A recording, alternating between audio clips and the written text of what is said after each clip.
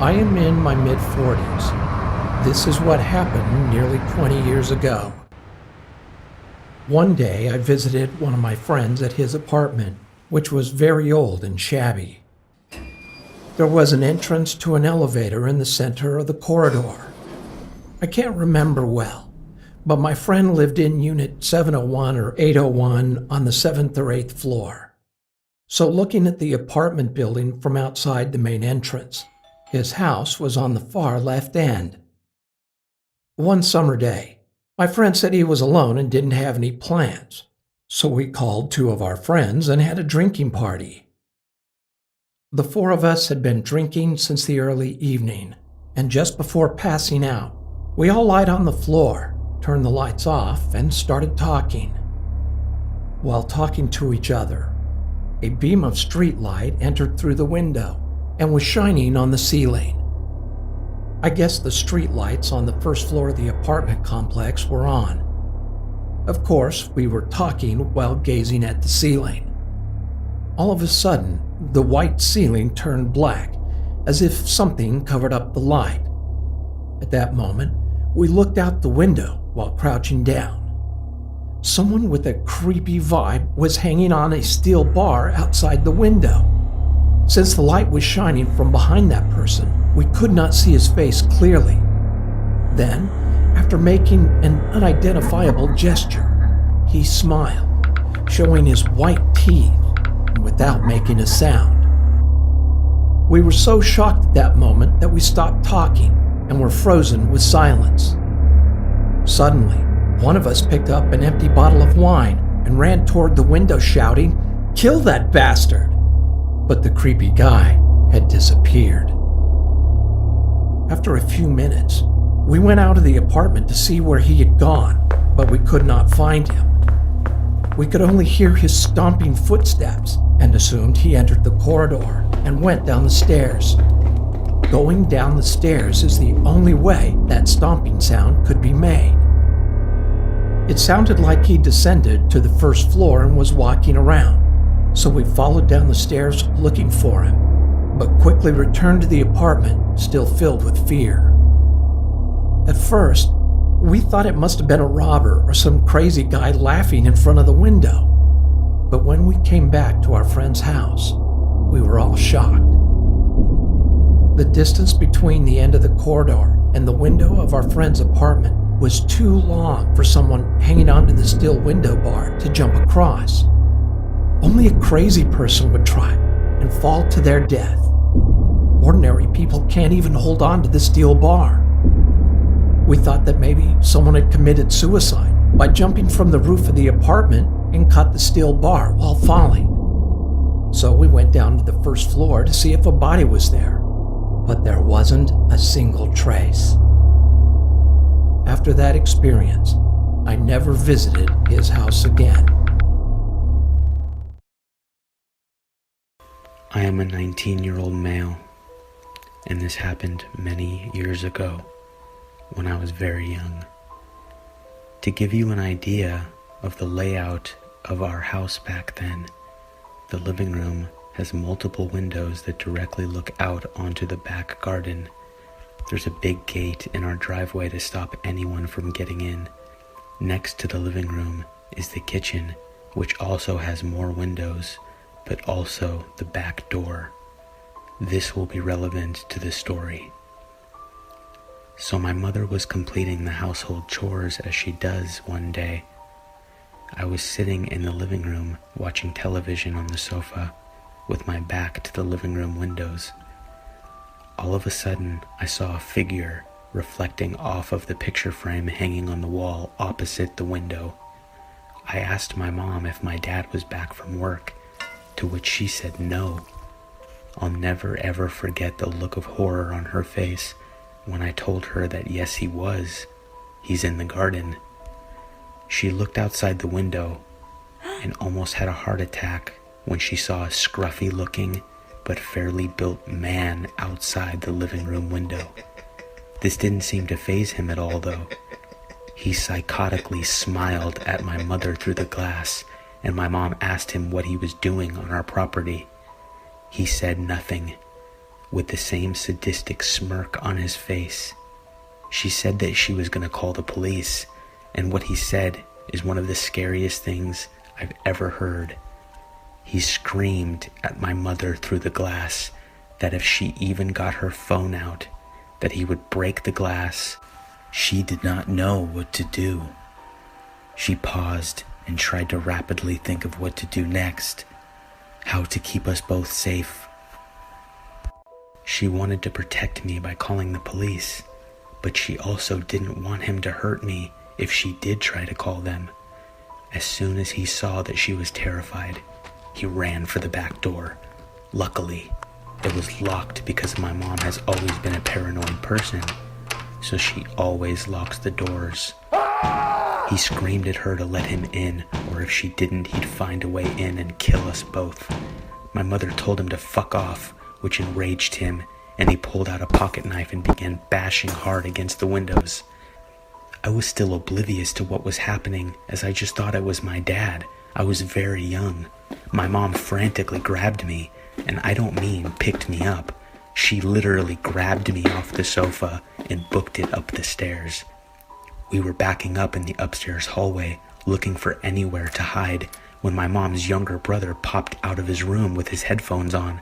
My mom didn't even realize he was home, and he clearly didn't hear the commotion downstairs because of his headphones. My uncle was 25 at the time and was really well built. He's intimidated a lot of people. My mom cried and told him that there's a guy who's trying to break in. While she's telling him this, that creepy lunatic screamed from downstairs that he was in the house. He said cynically, "Boogeyman is coming out to get you," which really freaked me out. It freaked me out so much that I actually remember that to this day. Anyway, since the guy didn't know my uncle was home, he kept yelling and telling us to come out and that it wouldn't be painful. My uncle told us to lock ourselves in the bathroom and call the police. We did, and after 5 minutes of groaning and blatant violence downstairs, the police stormed in and found the guy bloodied and my uncle on top of him, beating him mercilessly. My uncle really didn't hold back. Turns out that he was a known pedophile, which is why he was watching me for so long while I was watching TV. After that day, my mom was terrified to be home alone at the house. I loved it as a child because I found the running and hiding fun, obviously because I was young. I can never thank my uncle enough for being there at the right time when my mother clearly forgot that he was still home. It honestly gives me chills, wondering what he would have done to my mother and myself if my uncle was not there.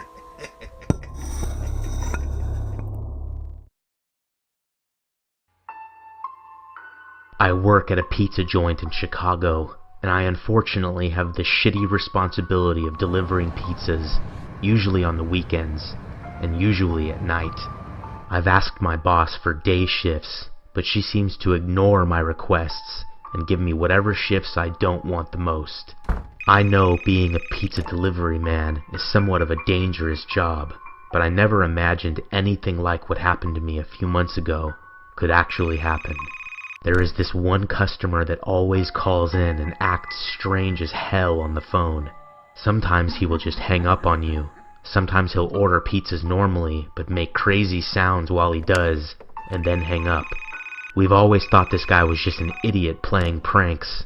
He would make really weird comments too, like, "I want to order a large pizza with pineapples, mustard, and your skin." I'll never forget that one.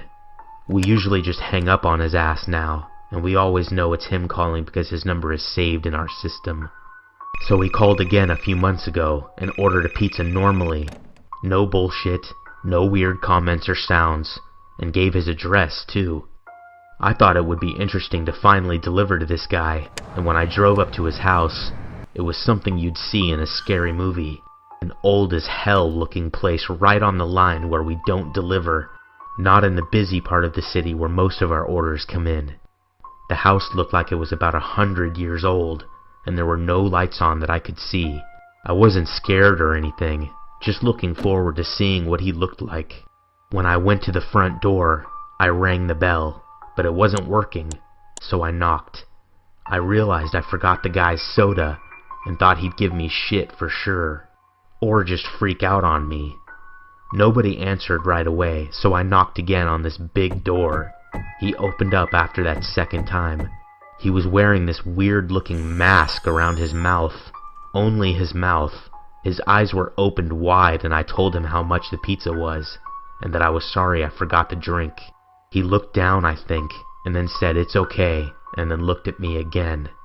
I stood there looking at him for like 5 seconds in silence when I got bored of his shit and told him the amount again. He said okay, and then asked me, "Has anyone ever attacked me before?" I told him no, and if they did, they'd be sorry. He then took off his mask that was covering his mouth, and he had big-ass scars all around his mouth. I have no idea what they were from, and can't even imagine what they might have been from, but he looked seriously messed up. He smiled at me, and his lips were all cracked. I noticed he wasn't about to hand me some money, so I told him I was leaving. I turned around and started walking down the steps, and he screamed at me and slammed the door. This bastard was crazy, and I don't think any of his shit was to be funny. That final scream he gave me was creepy as hell, even though I kind of expected him to do something like that. He has called several times since then, and we always just tell him now that he is on our no delivery list. He usually just screams and hangs up, or cusses out whoever is on the phone.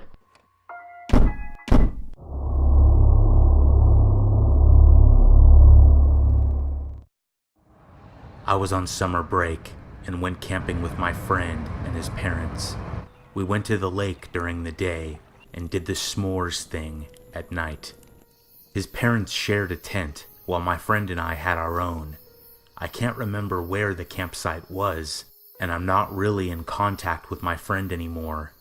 But 15 years later, I'm assuming it wasn't the safest place to camp. Here's why.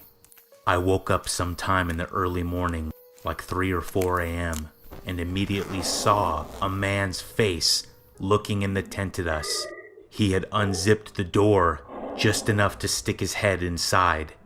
He looked absolutely insane. He had big eyes and wild hair. I was so stiff from fear, I literally couldn't do anything. The man kept moving his head from left to right, very, very slowly, as if it was uncontrollable. I guess my friend could hear me breathing loudly or something, because he woke up too.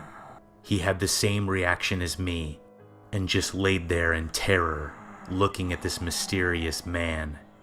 I'm not certain how long he was sitting there looking at us, but it felt like hours, shaking his head back and forth. At some point, we heard a noise close by, and so did the man. He disappeared quick, and a couple minutes later we got out of our tent and woke up his parents. The guy was long gone. I'm still afraid of camping to this day.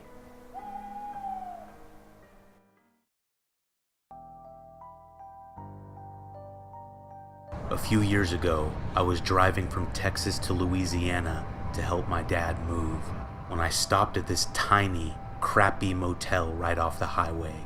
It was very late at night, and it was the only option I could see. I don't remember the person who checked me in at all. I was so drowsy I could barely keep my eyes open. All I remember is sitting on the bed, kicking off my boots, and noticing that my room was connected to another room. I saw that the lock on that door was turned to the right, which looked like the locked position to me, and I fell backwards and passed out on the bed. At some point I turned my body and laid on the bed fully. I don't remember when or how long I had been sleeping. Then I was awoken in the most terrifying way imaginable. A sharp object was stabbed into my back. I screamed and rolled off the bed. I looked and just barely caught a glimpse of what looked like a very skinny man with long, greasy hair run through the door that connected our rooms. I was taken to the hospital after I ran into the parking lot screaming, and the paramedic removed a letter opener from my back. I never returned to the motel, and I have no idea what happened or who it was.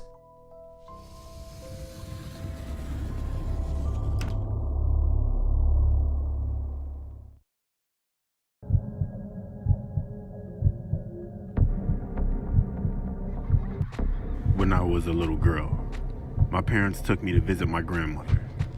She lived in a little village in the countryside. Her cottage was very small and there was only one bedroom. My grandmother slept in one bed.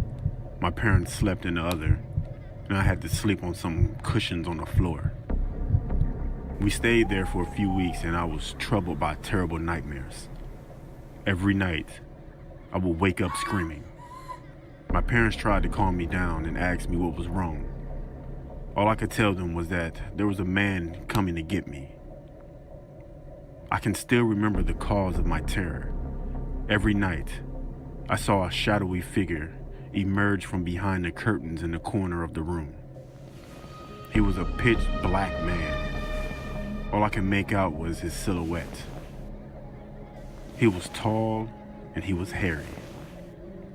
I would watch in horror as he came crawling towards me with a sickening slowness.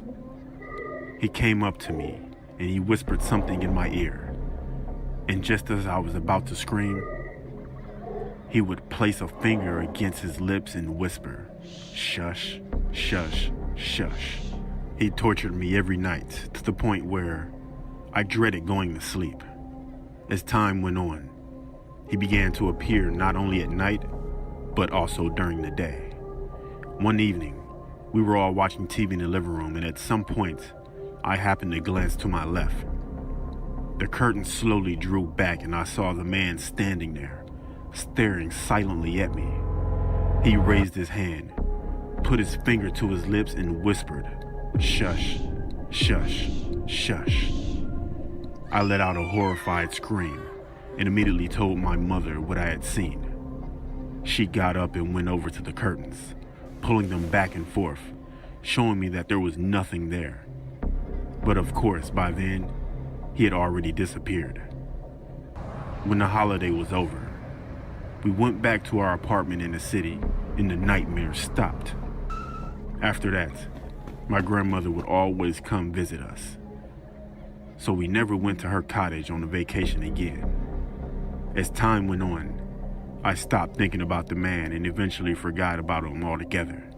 One summer, when I was 13 years old and my little brother was 5 years old, we went to stay with my grandmother again. My parents were in the kitchen, having a cup of tea with my grandmother.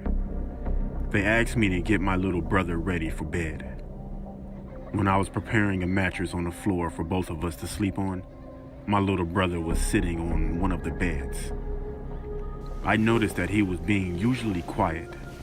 When I looked up, I saw that he was staring at something. "What's wrong?" I asked.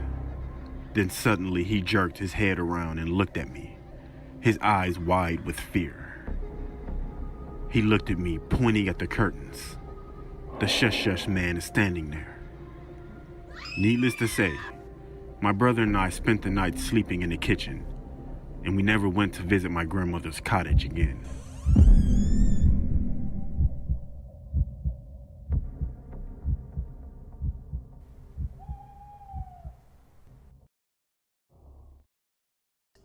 Hallows Eve Nightmare, submitted by Zara Leaks. On Halloween back in late 2015, I hosted a sleepover with two of my friends, Scarlett and May. May was timid and jumpy, but Scarlett was always the confident one. Anyway, we met up around 3 p.m. and set up a tent in my back garden. It was a pretty nice one, and had a carpet and a cozy place to hang out in. We set it up next to the back gate, which at the time was old and rotting, and when standing next to it, the average adult stood 2 feet over it. We all went trick-or-treating after we set everything up. It was around 7 by then. We met up with some other friends and generally had a really good time. We went back home around 10 p.m., and with the British weather being kind, it was dry all evening, and thankfully, the neighborhood was pretty nice, so it was very peaceful that evening. We roasted marshmallows, played Truth or Dare, then finally laid down to sleep when it was pitch black out. The fairy lights in the garden barely illuminated anything, so it didn't bother us much. Out of nowhere, in the middle of the night, something woke us up. It was a creaking sound coming from the back gate. May shot up from her drowsy state. "Did you guys hear that?" she asked in a frightened tone. And just as she said that, we heard a cough coming from someone outside the tent. We were full alert now. Scarlet covered May's mouth in case she was going to scream as we listened to the silent night. When the deep, throaty voice came, we almost jumped out of our skins. "You kids want some candy?" A hoarse voice called to us. It sounded like an old man, someone who had smoked way too much in their lifetime. The rattling came from the gate again. "Come on, I know you're in there," the voice called out. Tears formed in May's eyes, and I couldn't move. It was like my 13-year-old self was paralyzed. Scarlet looked at me and nodded. She showed me her fingers and counted down. That was when we were going to run. When she hit 0, we all made a mad dash back inside the house. I'll never remove that image from my mind. When I turned around, standing at my gate, I saw the man. He had gray, long hair. His beard was matted and disgusting, and he had the most horrific look on his face. It was like pure evil. He looked hungry, but not like a person, but more like a starving predator, as if he wanted to harm us that very moment. The bolt on the gate, luckily, was across, and as he tried, he couldn't get in. But behind those bars on top of my gate, I saw something gleaming in his hand. A butcher knife. There was no mistaking it. I gagged in fear as I saw it, and as we made it to the back door, I turned the key, and we ran up to my mother's room. She didn't believe us at first, but after looking out of her window, she ushered us inside, locked her door, and called 999, which is our 911. I then heard knocking on my front door. He must have gone around to it, I thought to myself. But the knocking soon turned to banging, and I heard the old man cussing from just outside. When she heard the sirens, she got off the phone. Then I heard a single curse coming from the man before he stomped away. His footsteps disappeared into the distance when we heard a police car pull up. They never saw the man, therefore they never caught him.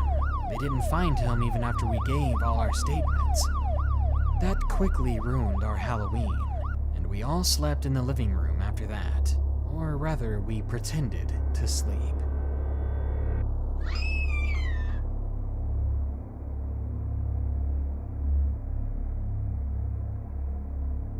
I was around 10 years old when this happened.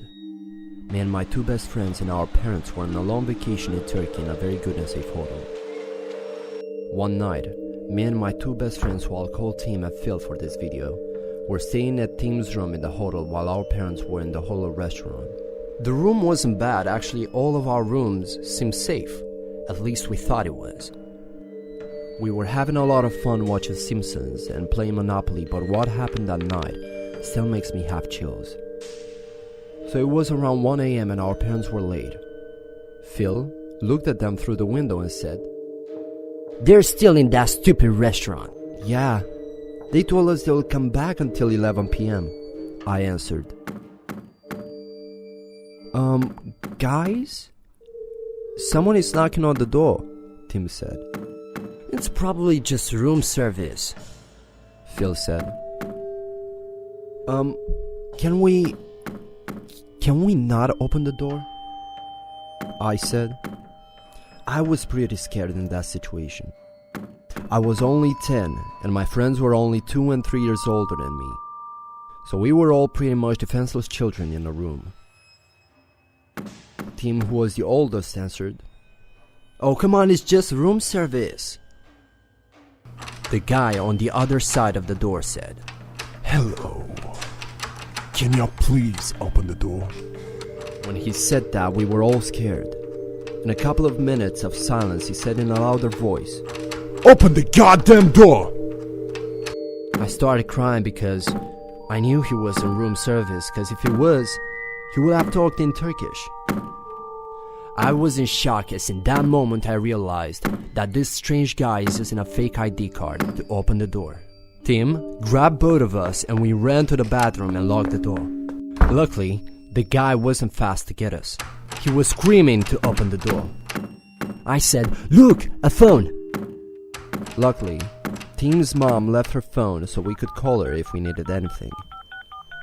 So Phil grabbed the phone and called his dad and told them the situation. And they came up to find the guy nowhere. They thought we were lying to them until the hotel manager showed them the footage. We found out that the man was stalking us and a couple other children. In a couple of days, police had finally caught him. He was a serial rapist and a pedophile. We were just lucky he wasn't fast to get us. I will never forget that night, as that was the worst day of my life.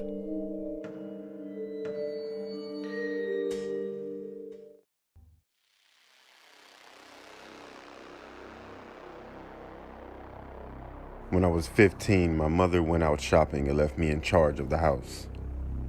It was starting to get dark and I realized my little brother was nowhere to be found.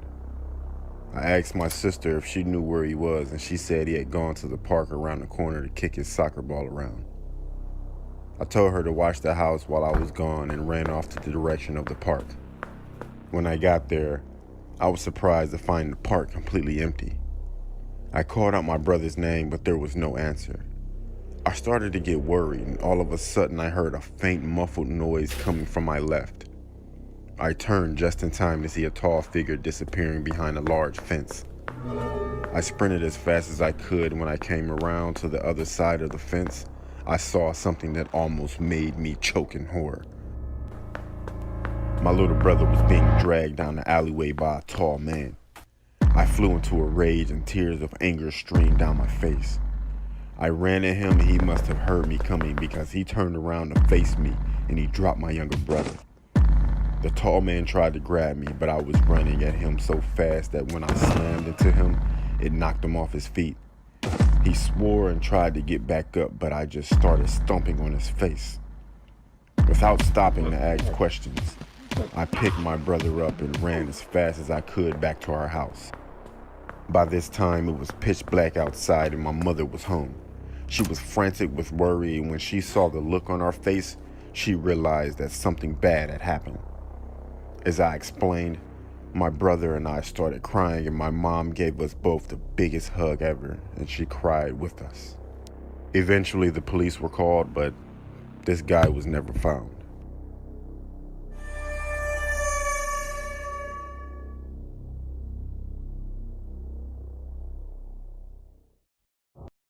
This story takes place when I was a junior high school student. One morning during summer vacation, after my father went to work, my mother and I decided to visit my maternal grandmother, who lived in a rural area.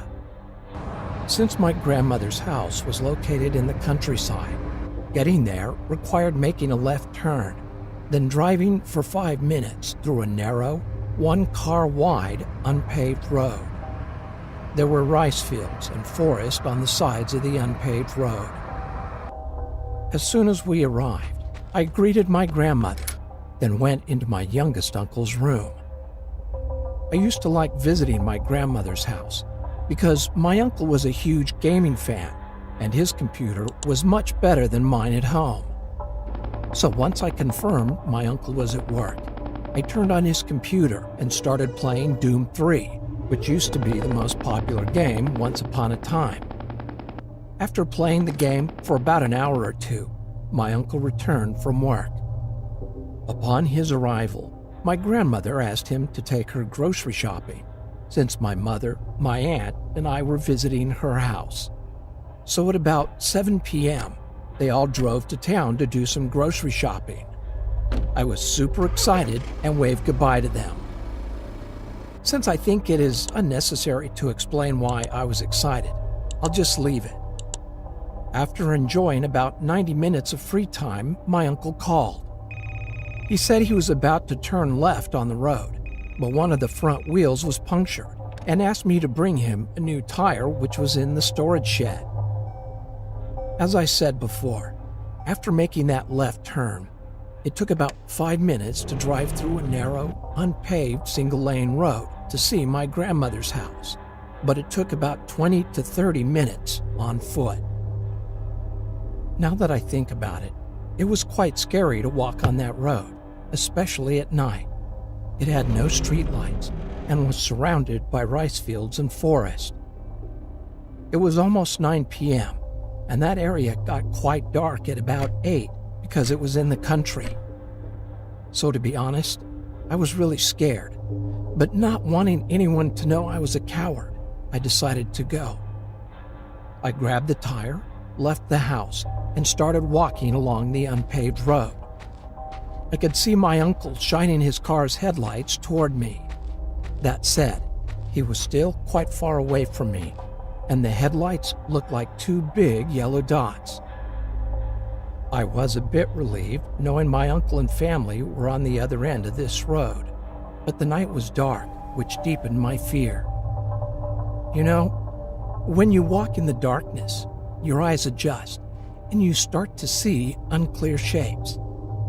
I felt like I could see someone standing in the rice field, and someone sitting down, resting his chin on his hands and looking at me through the bushes. I broke out in a cold sweat and held my legs to keep them from shaking. It felt scarier than being alone on a pitch-dark night, and because of the fear and the delusion I had created, I remember feeling really dizzy.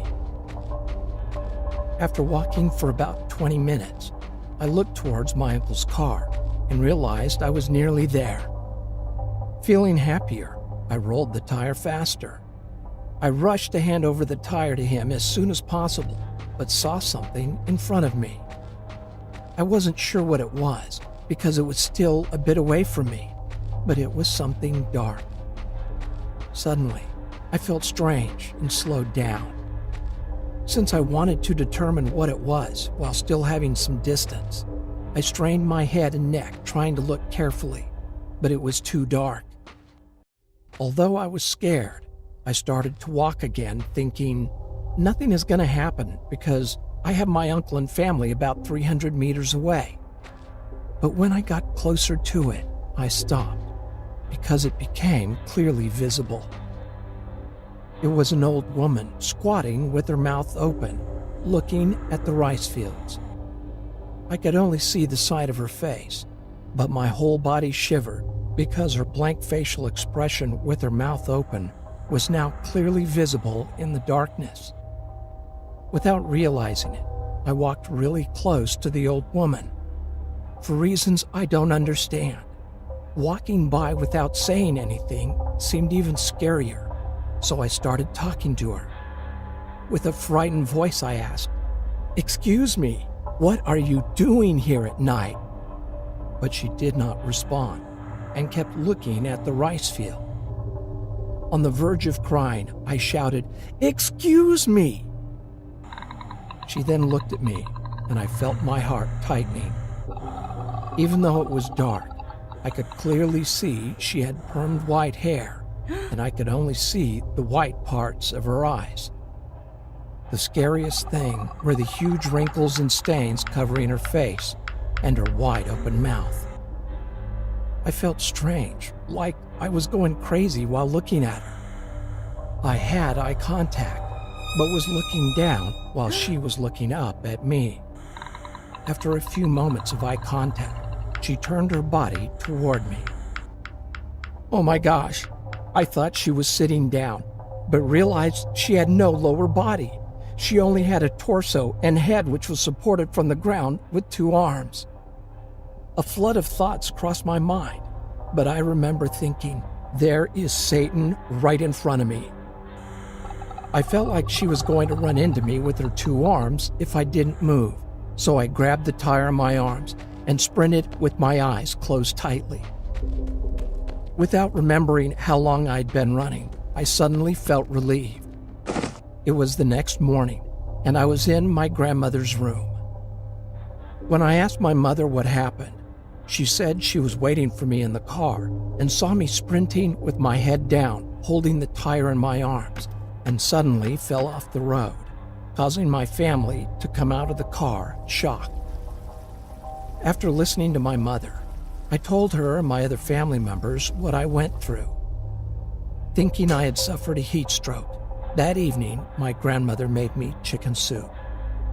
My uncle told me to stop playing horror games and wouldn't let me play Doom 3 anymore. From then on, I could only play a Star Wars racing game while staying at my grandmother's house. I still believe it was not a ghost that I saw that day. It was just an illusion caused by my mental weakness.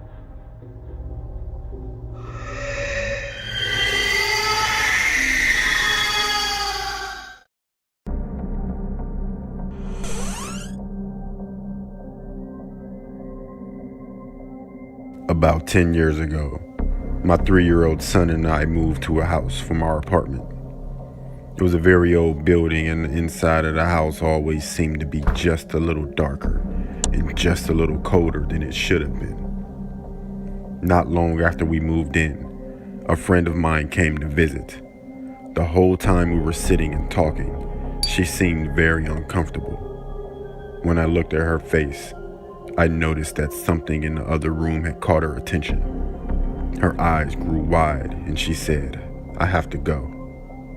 I asked her what was wrong, but she refused to tell me. Her odd reaction was freaking me out, so I kept after her. On her way out the door, she finally blurted out, "This house is haunted." But she wouldn't tell me what it was or what made her think so. To this day, she still refuses to tell me what she saw. About a week later, my 3-year-old son casually asked me who the old lady in the bathroom was. One day, I was leaving my house for work, and I got to the car and I realized I needed to run back in the house to get something. I walked into the house, and as soon as I got inside, this framed photo on the wall shot off the wall. It didn't fall down. It shot horizontally away from the wall, and it landed on a mosaic table with enough force to break some of the tiles off of it. I felt like whatever was in the house was pissed, and that I came back in after it thought I had left for the day. After living in the house for about 6 months, I noticed a weird square cut into the boards on the deck. There was no handle, but I was able to pry it up. The hole was just big enough to fit through, and there was a ladder going down. For some reason, I went down and I found myself in what looked like a homemade basement. It was basically just a room dug out of the earth, with no constructed walls or stone supports or anything like that. It was very dark, but I could see something over in the corner. It was a suspicious looking stone. It looked like one of those old headstones you see in cemeteries. Just then, some insects started jumping on me, so I got out of the basement as fast as I could and never went back. Now this is the part that affected me the most. It's also the reason we left the house. One night I was in bed laying on my stomach just about to fall asleep, and I heard someone walk into my room. The footsteps came from the doorway over to my bed. I didn't realize until later that the fact that I heard the footsteps was weird because the room was carpeted. When the footsteps reached my bed, I felt someone put their hands on my back. 2 hands, just gently laid flat on my back and kept me there. I assumed it was my son. "What are you doing?" I asked, but there was no answer. I looked up. No one was there. I got up and checked my son's bedroom, and he was in bed fast asleep. We moved out soon after that, and we never looked back.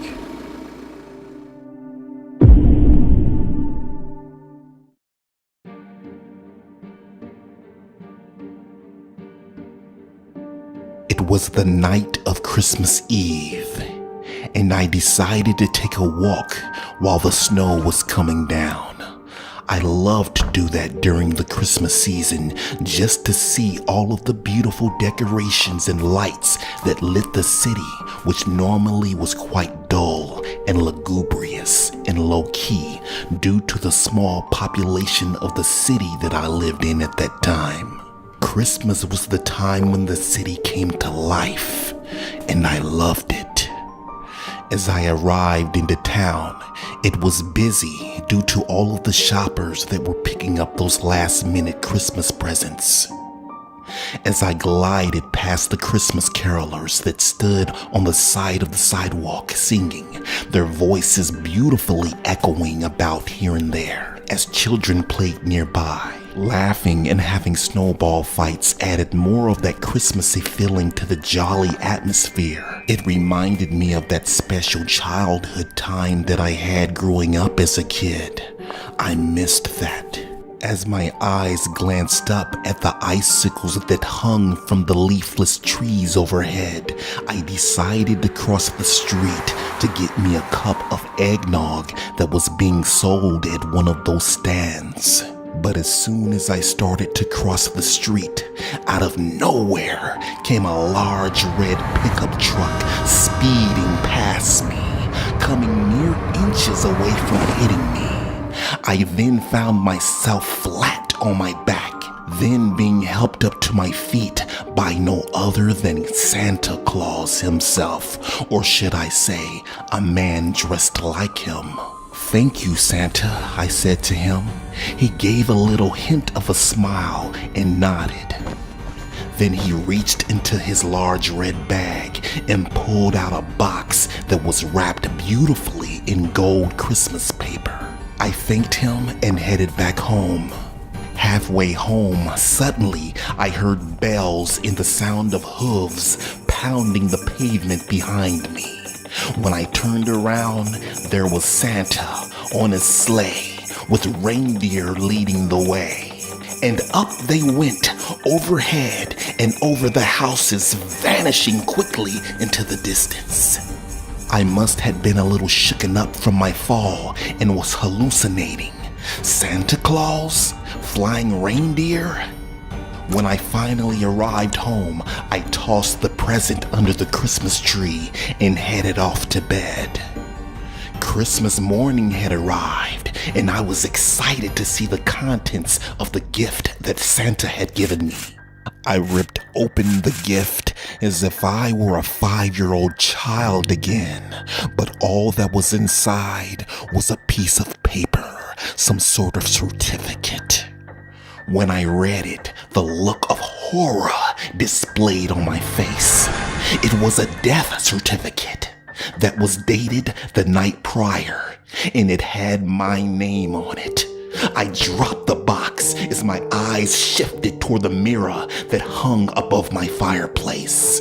There was no reflection of me, not even a shadow. I was dead. I had been struck by that truck last night and didn't even know that I had died. Suddenly, there was a knock at my door, so I opened it. There stood the same Santa Claus that helped me up and gave me the present. Is this some sort of sick joke and a magical illusion? I yelled in anger at him. His mouth finally opened as his baritone and raspy voice told me that I had to come with him. He then removed his Santa suit, revealing his true identity. The Grim Reaper.